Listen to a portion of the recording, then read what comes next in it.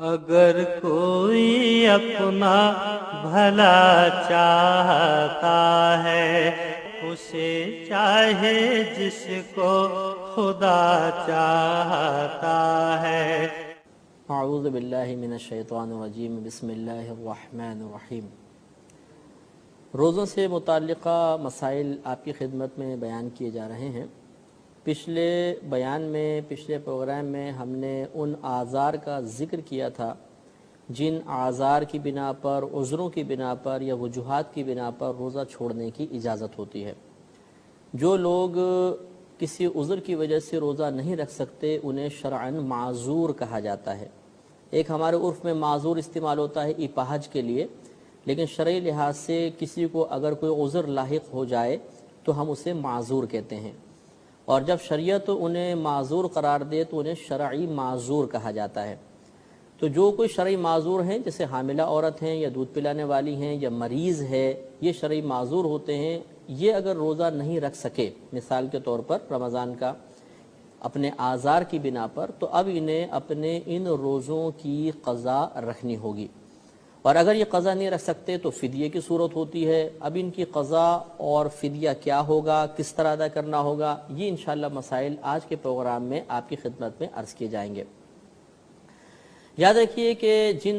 ख़वातीन व हज़रात ने रमज़ान के रोज़े किसी उज़र की बिना पर छोड़े तो ये बाकी दिनों में इनको पूरा करेंगे। जैसे आयत करीमा आपको सुनाई थी कि फ़मन काना मिनकुम मरीदन औ अला सफ़रिन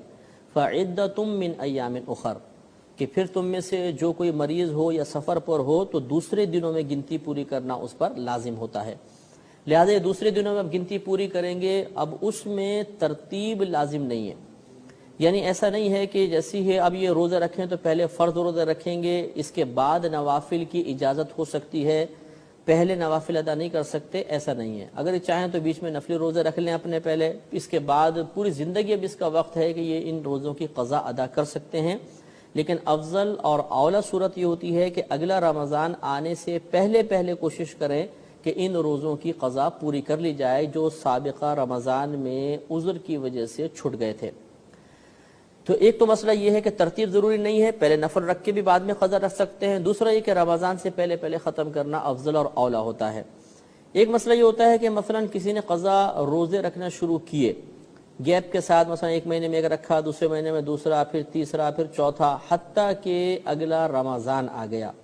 तो अब ऐसा नहीं होगा कि हम पहले पिछली क़ज़ा अदा करें फिर रमज़ान के रोज़े रखें, बल्कि अब उस क़ज़ा रोज़ों की अदायगी में हम रुकावट हो जाएगी, रुक जाएंगे और मौजूदा रमज़ान के रोज़े रखेंगे। बिलफ़र्ज़ अगर रमज़ान अगला वाला शुरू हुआ और किसी ने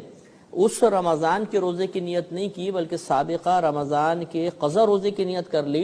तब भी उसका ये इसी रमज़ान का अदा रोज़ा होगा, क़ज़ा रोज़ा नहीं हो सकता।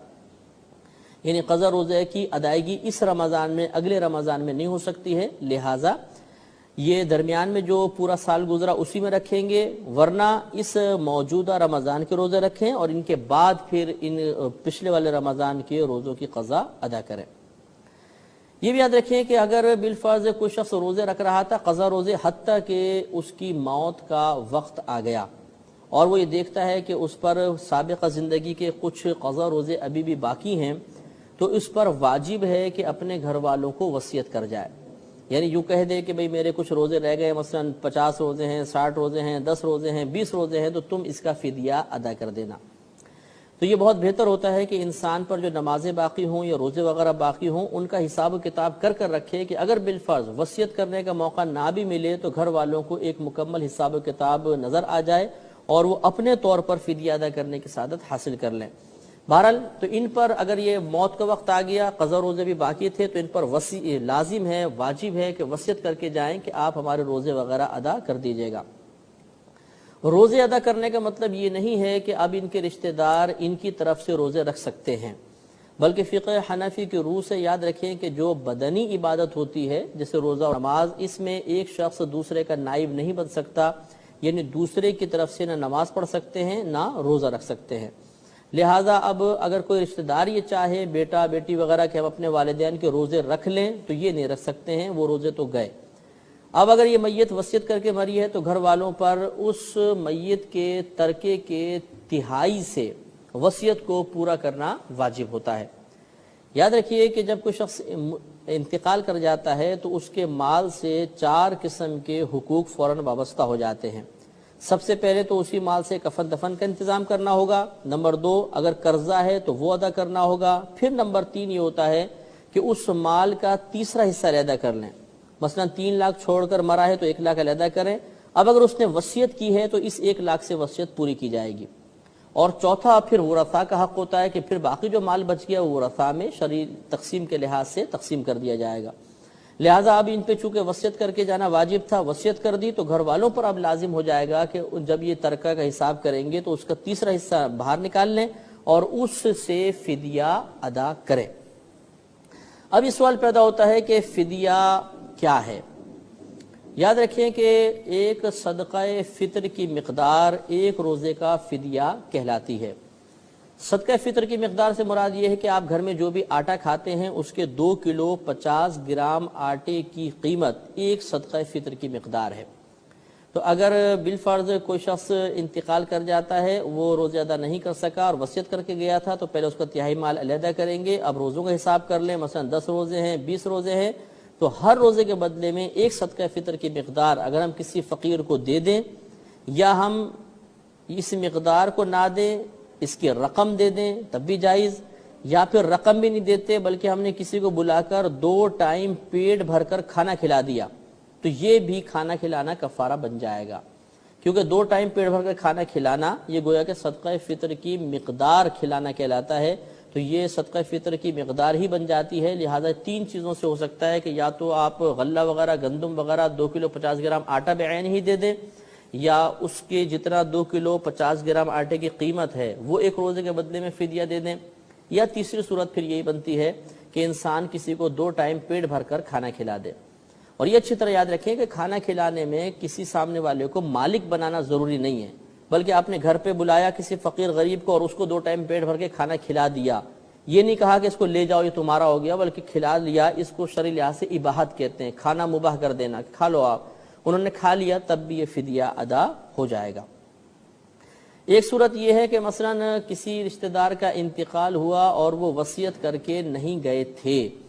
ऐसी सूरत में अब घर वालों पर वाजिब तो नहीं है कि तिहाई माल से उनकी वसीयत पूरी करें, लेकिन ये सादत की बात है कि अपने वालिदैन को, अपने रिश्तेदार को अल्लाह तबारक व तआला की गिरफ्त से बचाने के लिए और मैदान माशर में उनकी इज्जत के लिए और कामयाबी के लिए अपने पास से फिदिया अदा कर दें।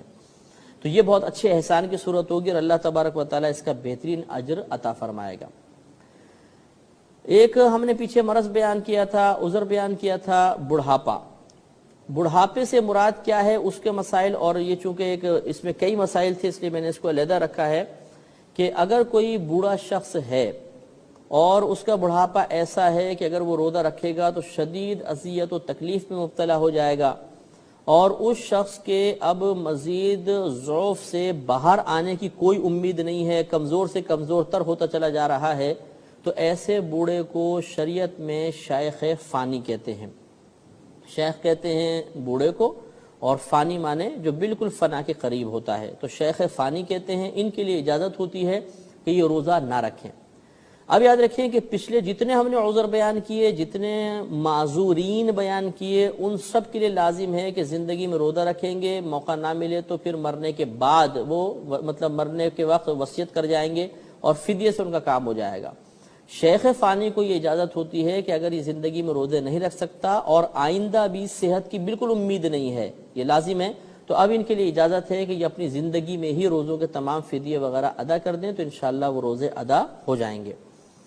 हाँ, अब इससे ये देखें मसला समझ में आ गया कि अगर एक शेख फ़ानी है, वो ये देखता है कि गर्मियों में रोज़े आए, वो रोज़ा रखेगा तो हलाक हो जाएगा, कमज़ोरी ज़्यादा है, लेकिन अगर सर्दियों में रोज़ा रखता है तो फिर ये कि वो आराम से रोज़े रख सकता है, तो ऐसी सूरत में उसको हुक्म होगा कि अब वो फिदिया अदा नहीं कर सकता, बल्कि सर्दियों में रोज़ा छोड़ दे और गर्मियों में पूरे 30 रोज़े रखे, या वो मतलब क़ज़ा वगैरह सर्दियों में अदा कर ले।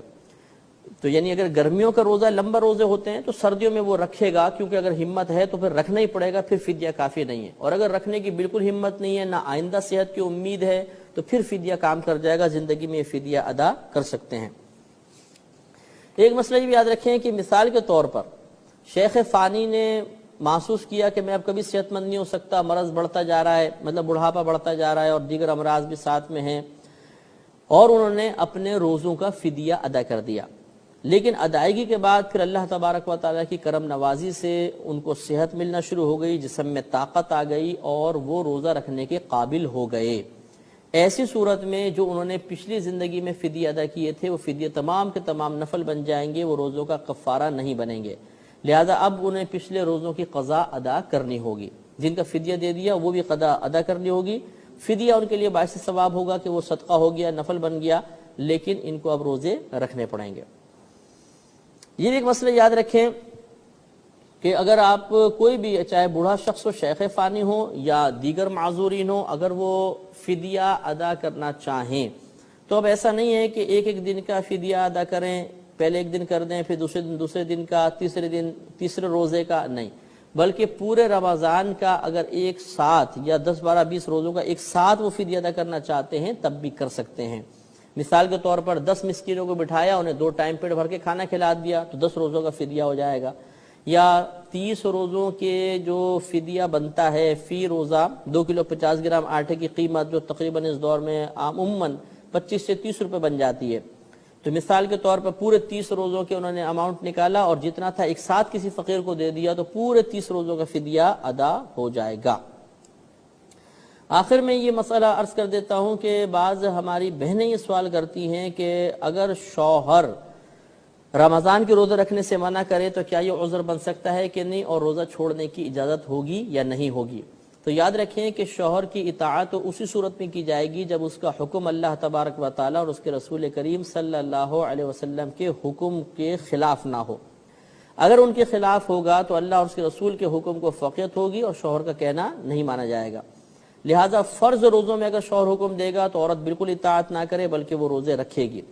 ہاں اگر ایسا ہے کہ نفل روزہ رکھنا چاہتی ہے تو نفل روزے میں اپنے شوہر کی اجازت لازم ہے، اور دوران روزہ بلکہ اگر شوہر یہ کہہ دے کہ روزہ توڑ دو تو ان پہ واجب ہے کہ روزہ توڑ دیں گی۔ اس صورت میں گناہگار نہیں ہوں گی، لیکن آئندہ زندگی میں انہیں قضا ادا کرنی ہوگی۔ تو یہ چند اعذار میں نے آپ کی خدمت میں عرض کیے ہیں کہ جن سے یہ معلوم ہوتا ہے کہ ہم روزہ چھوڑ سکتے ہیں، اور روزہ چھوڑیں گے تو قضا کا طریقہ اور فدیہ کا طریقہ بھی عرض کر دیا ہے۔ ایک آخری بات یہ سمجھ لیجئے کہ بعض اوقات ایسا ہوتا ہے کہ لڑکی روزہ رکھنا چاہتی ہے تو سوال کرتی ہیں کہ کیا ہمیں اپنے ماں باپ سے اجازت لینا ضروری ہے، یا بہن یہ سوال کرتی ہے کہ مجھے اپنے بھائی سے اجازت لینے کی ضرورت ہے کہ نہیں ہے۔ تو فرض میں تو کسی کی اجازت کی ضرورت نہیں ہے، باقی نفل کے اندر جو مسئلہ بھی بتایا کہ بیوی کو شوہر کی اجازت ضروری ہے، ورنہ جوان بالغ لڑکی ہے تو ماں باپ کی اجازت یا بہن کو بھائی کی اجازت نفل روزے کے لیے ضروری نہیں ہے، یہ رکھیں گے تو ان کا روزہ ادا ہو جائے گا۔ تو یہ چند چیزیں آپ کی خدمت میں عرض کر دی، ان کو آپ ذہن میں رکھیے گا، انشاءاللہ بہت ہی فائدہ ہوگا۔ اب ہم آپ کی خدمت میں روزہ توڑنے والی چیزوں کے بارے میں چند باتیں عرض کریں گے کہ کن چیزوں سے روزہ ٹوٹ جاتا ہے، اور ٹوٹنے کے بعد پھر کن چیزوں سے کفارہ لازم ہوگا اور کن صورتوں میں صرف قضا لازم ہوگی۔ تو اس میں تفصیل مختلف ہے۔ پہلے ایک بات یاد رکھیے گا کہ اگر کوئی شخص اعلانیہ کھاتا پیتا ہے، یعنی روزے رمضان چل رہے ہیں اور وہ سب کے سامنے کھارا پی رہا ہے، تو یہ بہت سخت گناہ ہوتا ہے، اور شرعاً حکم ہوتا ہے کہ اس کو مطلب اگر حاکم اسلام ہو تو سزا بھی دی جائے گی، اور بلکہ بعض صورتوں میں تو فقہاء نے لکھا ہے کہ اس کو قتل کرنا بھی جائز ہے۔ تو اس لیے اگر روزہ ٹوٹ بھی جائے بالفرض کسی چیز کے ساتھ تو پھر اعلانیہ سب کے سامنے نہیں کھائیں گے، بلکہ گھر میں اگر روزہ ٹوٹ گیا تو بلکہ فقہاء نے فرمایا کہ مثل روزہ اس پورے دن کو گزارنا ضروری ہوتا ہے۔ ہاں اگر روزہ توڑا ہے اس وجہ سے یا ٹوٹ گیا اس وجہ سے کہ کوئی عذر لاحق ہو گیا تھا تو اب مطلب چھپ کر کھانے کی اجازت ہوتی ہے۔ بہرحال اس میں سب سے پہلے ایک مسئلہ آپ کو یاد رکھنا ہوگا کہ صرف روزہ توڑنے کی نیت کرنے سے روزہ نہیں ٹوٹتا۔ مثال کے طور پہ کسی نے دل میں سوچا کہ میں آج کا روزہ نہیں رکھ سکتا ہوں، بڑا سخت روزہ ہے، میں توڑ دیتا ہوں، تو صرف اس ارادے کی وجہ سے روزہ نہیں ٹوٹے گا جب تک کہ روزہ توڑنے والا کوئی عمل نہ کرے۔ لہٰذا کسی نے یہ ارادہ کیا کہ میں روزہ توڑ رہا ہوں، پختہ ارادہ کر لیا، مثلا پانی کی طرف ہاتھ بھی بڑھا دیا، پانی لے بھی لیا، پھر دل میں خیال آیا کہ نہیں چلے تھوڑی مشقت تو ہے، پورا کر ہی لیتا ہوں، پتہ نہیں یہ روزہ پھر بعد میں ملے نہ ملے، اور وہ رک گئے، تو اب گھبرانے کی ضرورت نہیں ہے کہ پختہ ارادہ کرنے کے بعد جب تک انسان عمل نہیں کرے گا تب تک اس کا روزہ نہیں ٹوٹے گا۔ اب یاد رکھیں کہ اس کے مسائل بہت کثیر ہیں کہ کن چیزوں سے روزہ ٹوٹتا ہے، کن چیزوں سے نہیں ٹوٹتا، لیکن ہم ان کو یاد کریں گے یا مسائل کو سمجھیں گے کچھ اصولوں کے ساتھ تاکہ ہر قسم کا مسئلہ حل کرنے میں آسانی رہے۔ تو یاد رکھیے کہ روزہ توڑنے کے 3 اسباب ہوتے ہیں، 3 سبب ہوتے ہیں۔ ایک تو ہوتا ہے انٹرکورس کرنا، جس کو مطلب یہ بیوی کی سے قربت کر لینا مثال کے طور پر، یا قربت کے علاوہ کسی بھی ذریعے سے انسان کے بدن سے مطلب اس پہ غسل کا واجب ہو جانا، لیکن اس کی صورتیں میں آپ کو بتاؤں گا۔ ایک سبب بہرحال یہ ہو سکتا ہے کہ زوجہ سے قربت یا غسل کا واجب ہو جانا۔ دوسرا ہوتا ہے جسم کے سوراخوں کے ذریعے کسی چیز کو اندر لے جانا، جسم کے سوراخوں کے ذریعے۔ اور تیسرا یہ عذر ہوتا ہے کہ قے، یعنی الٹی وغیرہ آ جائے اس سے۔ لیکن ان تینوں میں تفصیل ہے، وہ انشاءاللہ ہم آپ کی خدمت میں عرض کرتے ہیں۔ سب سے پہلے ہم لیتے ہیں کہ سوراخوں کے ذریعے کسی شے کا بدن میں داخل ہو جانا، یہاں سے ہم لیتے ہیں۔ تو یاد رکھیے کہ سوراخ بدن کے، جیسے مثال کے طور پہ کان بھی سوراخ ہیں، ناک ہے، آنکھ کے اندر بھی روٹ ہوتا ہے، اس کے علاوہ یہ حلق ہے، یہ جو سوراخ ہیں ان کے ذریعے کوئی چیز جائے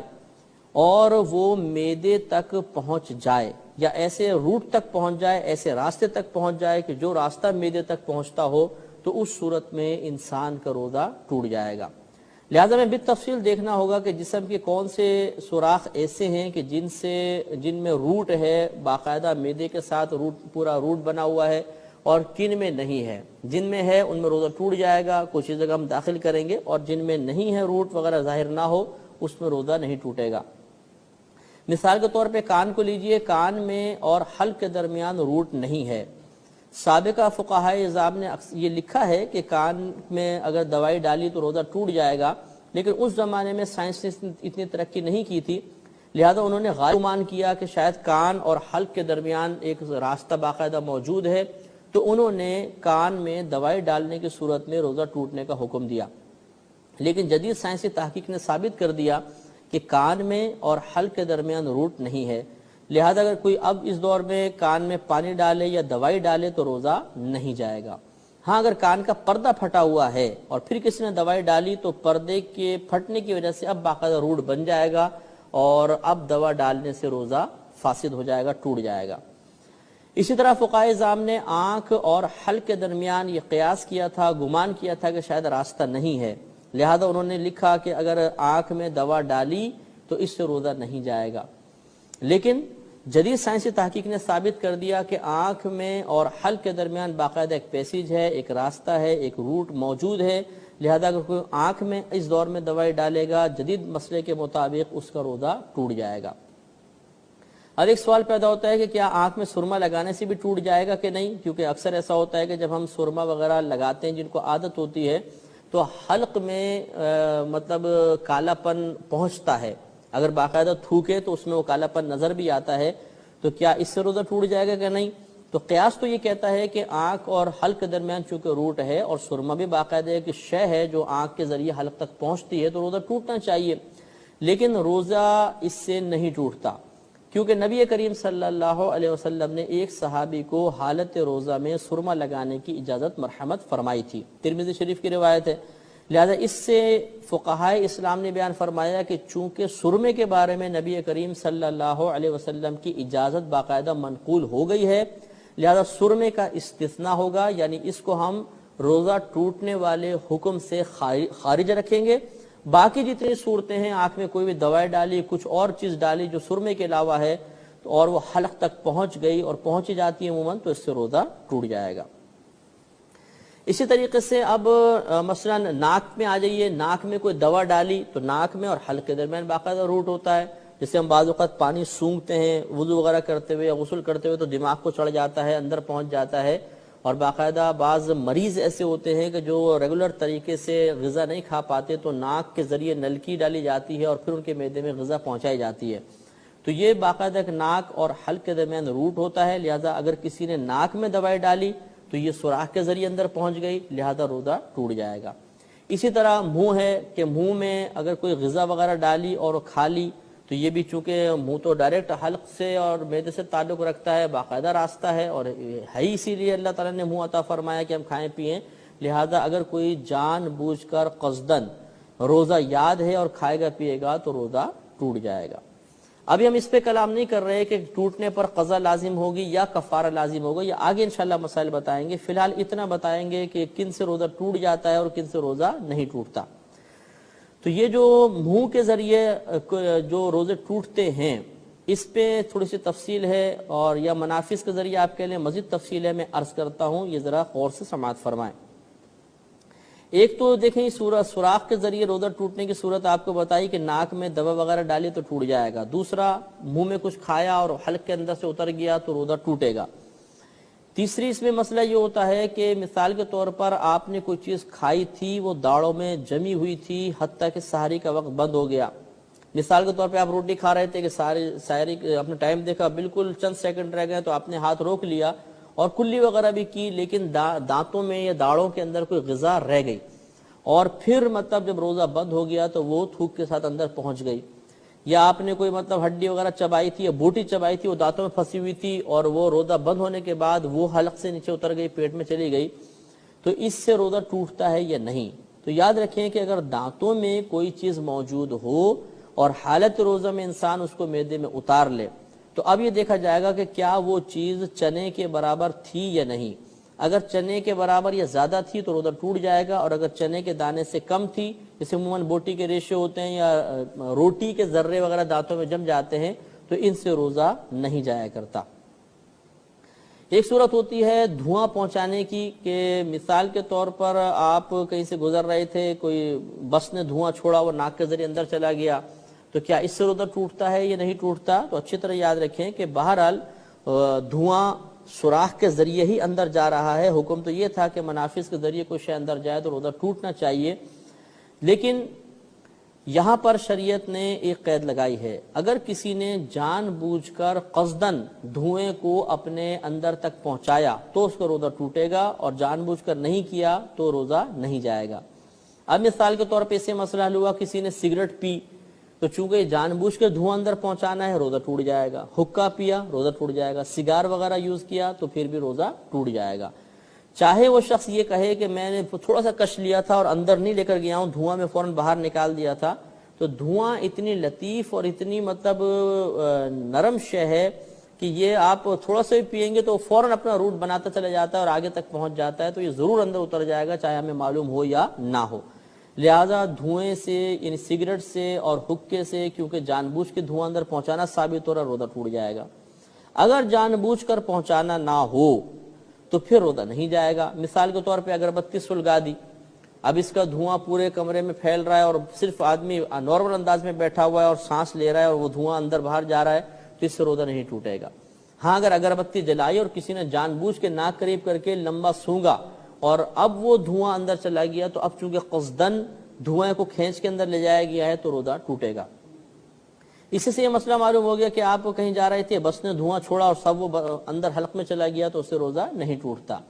یہی مسئلہ غبار وغیرہ کا ہوتا ہے کہ بعض اوقات ہم جا رہے ہوتے ہیں، اچانک تیز ہوا چلتی ہے اور بہت ساری مٹی آ کر حلق میں چلی جاتی ہے، منہ میں بھر جاتی ہے، ناک کے ذریعے اندر اتر جاتی ہے، تو کیا اس سے روزہ ٹوٹے گا؟ تو اس کو بھی دھوئیں پر قیاس ہم کریں گے کہ اس سے روزہ نہیں ٹوٹتا ہے جب تک کہ جان بوجھ کر ان میں سے کوئی چیز اندر نہ لے جائی جائے، اور جان بوجھ کے کون لے کر جائے گا، لیکن بہرحال اس مٹی وغیرہ سے دھوئیں سے یا مٹی سے جبکہ جان بوجھ کر نہیں لے جایا گیا، قصدن ایسا نہیں ہے تو روزہ نہیں جائے گا۔ بعد ہمارے بھائی سوال کرتے ہیں کہ کیا روزے میں پان یا تمباکو کھانا جائز ہے یا نہیں، جبکہ پیک اندر لے کر نہ جائیں، تھوکتے رہیں تو کیا جائز ہے؟ تو یاد رکھیں کہ جب انسان پان کھاتا ہے تو غیر محسوس طریقے سے آہستہ آہستہ اس کے اثرات حلق تک پہنچ جاتے ہیں، منہ میں پان ہے تو آہستہ آہستہ ذرات جو ہیں حلق تک پہنچ جاتے ہیں، اسی وجہ سے حلق میں جو پان کھاتے ہیں ان کو معلوم ہوگا کہ ذرا کھانسی سی آتی ہے یا مطلب وہ محسوس کرتے ہیں کہ حلق میں کوئی چھالیاں وغیرہ پہنچ رہی ہے، تو لہٰذا فقہا نے فرمایا کہ اگر کوئی پان حالت روزہ میں پان وغیرہ کھائے تو اس کا روزہ ٹوٹنے کا حکم ہوگا، اگرچہ وہ سمجھتا ہے کہ کوئی ذرات وغیرہ حلق میں نہیں پہنچے، کیونکہ اس کے ذرات آہستہ آہستہ حلق تک ضرور پہنچ جاتے ہیں۔ یہی تمباکو کا مسئلہ ہے۔ بعض لوگ سوال کرتے ہیں کہ کیا حالت روزہ میں ٹوتھ پیسٹ اور منجن وغیرہ کر سکتے ہیں کہ نہیں کر سکتے؟ اب چونکہ ہمارے پروگرام کا وقت کم ہے، اس لیے انشاءاللہ اس پر ہم اگلے پروگرام میں کلام کریں گے اور آپ کو مسئلہ بتائیں گے۔ اگلے پروگرام تک کے لیے اجازت مرحمت فرمائیں۔ وآخر دعوانا ان الحمدللہ رب العالمین۔